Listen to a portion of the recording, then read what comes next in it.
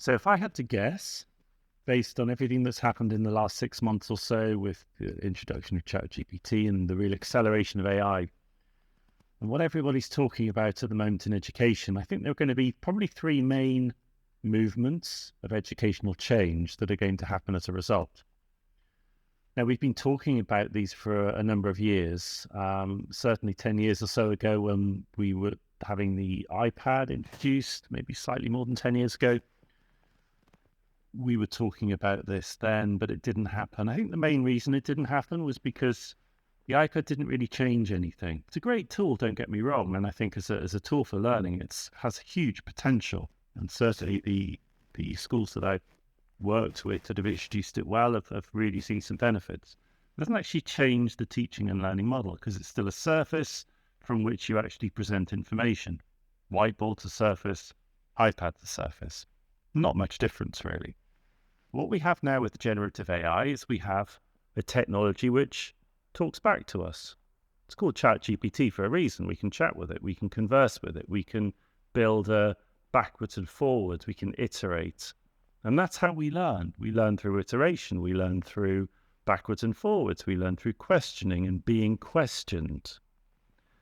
And so I think this is why we can start to see a change already. So I've got three predictions. Now, I might be totally wrong, but I'm hoping I'm not. The first one is I think we're going to move from a more centralized approach to how we organize and disseminate teaching and learning to more of a decentralized approach.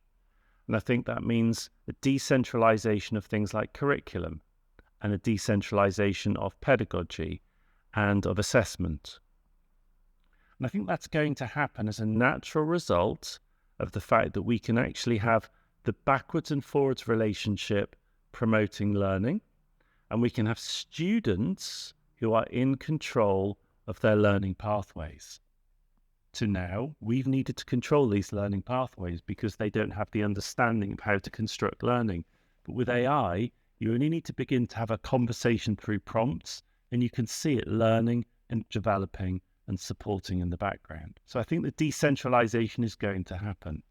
I think what we'll see as a result of that is we'll see a movement away from large-scale, big school systems. And what I'm really hoping is that we start seeing smaller, more localized school systems, where you may even have fairly small schools, like boutique schools or micro schools popping up, which maybe only have a handful, 20, 30, 100 at the most, pupils in them, very human scale, but each of those pupils, each of those students having their own AI mentor and own AI guide. So I think decentralization is the first thing that we'll see. I think we're also going to see some democratization within our schools. I think we're going to see some flattening of leadership structures. We may not need to have so many senior leaders, but I think the leaders that we have will start to take on a different role. If you think historically in schools, senior leaders, if I remove the head from the picture, but if you have your deputy heads, one tends to focus on curriculum and assessment and academics, and the other on welfare and behavior, traditionally. But if AI can do a lot of the organization of data and a lot of the churning through data and structuring it and organizing it and analyzing it and presenting findings that teachers and students can act on, then actually a lot of that role will be removed. And if we can move towards immersive, real-world, meaningful project-based learning, I do believe that a lot of the behavior issues will also be resolved. Kids misbehave when they're bored. Kids misbehave when they don't understand. Kids misbehave when they're not well supported. But if they're doing work which is meaningful to them, which gets them at the point they're at, which stretches them in an appropriate way, and they feel really well supported, generally, they don't misbehave. There are always problems, of course there are. There are always problems. Kids bring stuff in from home. Bad stuff happens.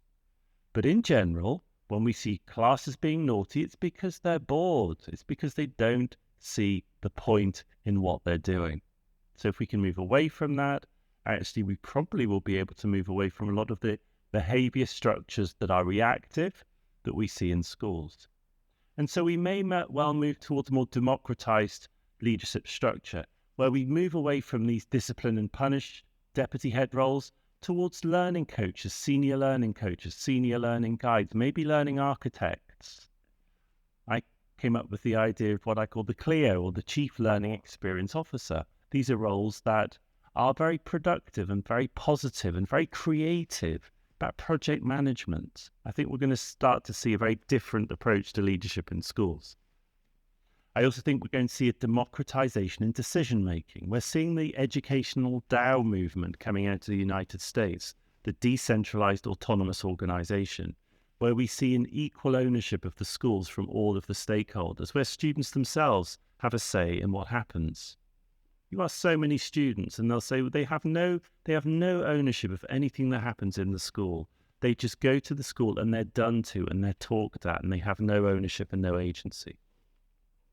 So I think the third thing that's going to happen, the third movement, is this movement towards proper differentiation for the first time. Every student will have their own AI mentor, and that AI mentor will deliver a bespoke learning experience towards that student.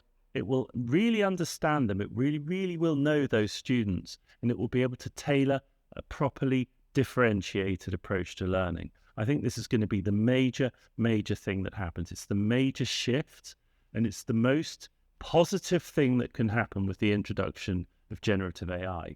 We will move away from the one teacher with 25 or 30 students in the class, where they simply can't, however good they are, they simply can't differentiate 1 to 30. It is impossible. The best, they might stretch one of the two or more able, and they might have a learning support assistant who can support some of the less able. But what they cannot do is meet every single one of those 25 to 30 students where they're at and move them on in their learning. But an AI mentor can. So I can see an inversion of the teaching and learning model, where we move away from one teacher delivering to lots of students towards each student being surrounded by nodes of support. Teachers, AI, peers, experts, you name it. They could be surrounded by these experts, these people that can genuinely support them. So I think that's where I see education going, towards decentralization, democratization, and differentiation. We've just started the conversation, but it's time to put things into action.